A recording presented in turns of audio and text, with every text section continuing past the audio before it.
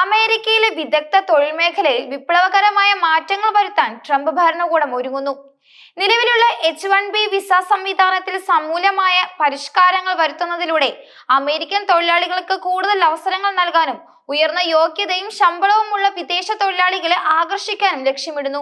ഇതിന്റെ ഭാഗമായി നിലവിൽ വർഷം തോറും നടക്കുന്ന H-1B ലോട്ടറി സംവിധാനം പൂർണ്ണമായി നിർത്തലാക്കാൻ സാധ്യതയുണ്ടെന്നാണ് റിപ്പോർട്ടുകൾ സൂചിപ്പിക്കുന്നത്. നിലവിലെ H-1B വിസ സംവിധാനം ഒരു നറുക്കെടുപ്പ് പ്രക്രിയയെ അടിസ്ഥാനമാക്കിയുള്ളതാണ്. ഓരോ സാമ്പത്തിക വർഷത്തിലും അനുവദിക്കപ്പെടുന്ന നിശ്ചിത എണ്ണം വിസകൾക്കായി ലഭിക്കുന്ന അപേക്ഷകളിൽ നിന്ന് കമ്പ്യൂട്ടർവത്കൃതമായ ഒരു നറുക്കെടുപ്പിലൂടെയാണ് യോഗ്യരായവരെ തിരഞ്ഞെടുക്കുന്നത്.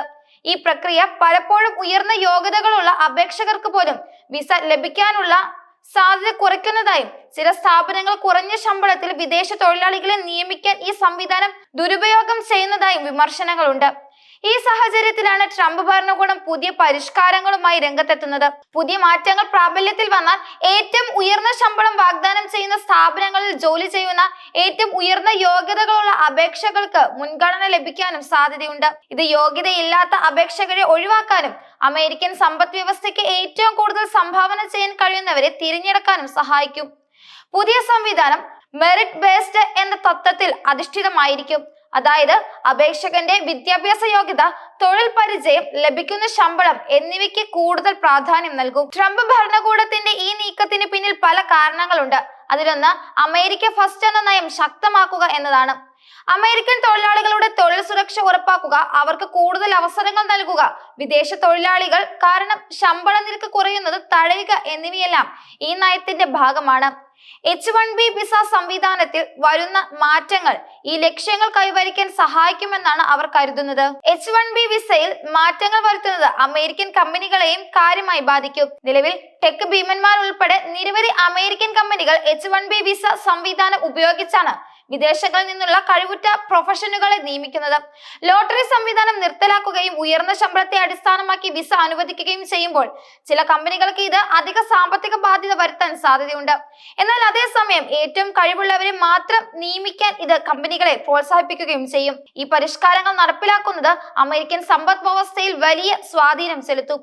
വിദഗ്ധ തൊഴിലാളികളുടെ ലഭ്യത കുറയുന്നത് ഈ മേഖലകളിൽ ഉടനടി പ്രശ്നങ്ങൾ സൃഷ്ടിച്ചേക്കാം. എന്നാൽ ദീർഘകാലാടിസ്ഥാനത്തിൽ അമേരിക്കൻ തൊഴിലാളികൾക്ക് കൂടുതൽ തൊഴിൽ സാധ്യതകൾ തുറന്നു നൽകാനും ഇത് സഹായിക്കും.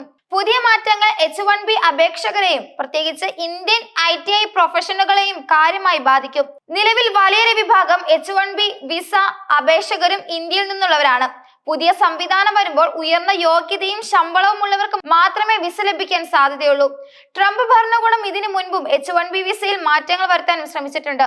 ഓരോ വിസയും അപേക്ഷകന്റെ വിദ്യാഭ്യാസ യോഗ്യത, തൊഴിൽ പരിചയം, ശമ്പളം എന്നിവയുടെ അടിസ്ഥാനത്തിൽ പോയിന്റുകൾ നൽകി റാങ്ക് ചെയ്യുന്ന ഒരു പുതിയ സംവിധാനം അവതരിപ്പിക്കാനാണ് അവർ ഇപ്പോൾ പദ്ധതിയിട്ടിരിക്കുന്നത്. ഈ പദ്ധതി യാഥാർത്ഥ്യമായാൽ H-1B വിസ നേടുന്നത് കൂടുതൽ മത്സരാധിഷ്ഠിതമാകും. H-1B വിസ സംവിധാനത്തിൽ വരുന്ന ഈ മാറ്റങ്ങൾ അമേരിക്കയുടെ കുടിയേറ്റ നയങ്ങളിൽ ട്രംപ് ഭരണകൂടം സ്വീകരിക്കുന്ന സമീപനത്തിന്റെ ഒരു വ്യക്തമായ സൂചനയാണ്. നിയന്ത്രിതമായ കുടിയേറ്റം, ഉയർന്ന യോഗ്യതയുള്ളവർക്ക് മാത്രം പ്രവേശനം, അമേരിക്കൻ തൊഴിലാളികളുടെ താൽപര്യങ്ങൾ സംരക്ഷിക്കുക എന്നിവയെല്ലാം ഈ നയത്തിന്റെ ഭാഗമാണ്. പുതിയ നിയമങ്ങൾ പ്രാബല്യത്തിൽ വരുന്നതോടെ H-1B വിസയ്ക്ക് അപേക്ഷിക്കുന്നവർക്ക് പുതിയ നിയമങ്ങളെക്കുറിച്ചും ആവശ്യകതകളെക്കുറിച്ചും കൂടുതൽ ശ്രദ്ധ നൽകേണ്ടി വരും. ഇത് അമേരിക്കയിലേക്ക് കുടിയേറാൻ ആഗ്രഹിക്കുന്ന പ്രൊഫഷണലുകളുടെ പദ്ധതികളെ കാര്യമായി ബാധിക്കാനും സാധ്യതയുണ്ട്. തീവ്ര റിപ്പബ്ലിക് ടീം അതിലെ ഒരു വലിയ സംഘം ട്രംപ് ഭരണകൂടത്തിന്റെ ഭാഗമായിട്ടുണ്ട്. അവർ പണ്ടേ നോട്ടമിട്ടിരിക്കുന്ന ഒന്നാണ് H-1B വിസ പ്രോഗ്രാം. പുതിയ ആപ്ലിക്കേഷന് 1 ലക്ഷം രൂപയുടെ ഫീസാണ് പറഞ്ഞിരിക്കുന്നത്. എന്നാൽ ഇപ്പോൾ വന്നിരിക്കുന്നത് ഈ വ്യവസ്ഥ പൂർണ്ണമായും നിർത്തലാക്കുമെന്നാണ്. ഇത് ഇന്ത്യയുടെ IT മേഖലയും നല്ല രീതിയിൽ തന്നെ ബാധിക്കുന്ന ഒന്ന് തന്നെയാണ്.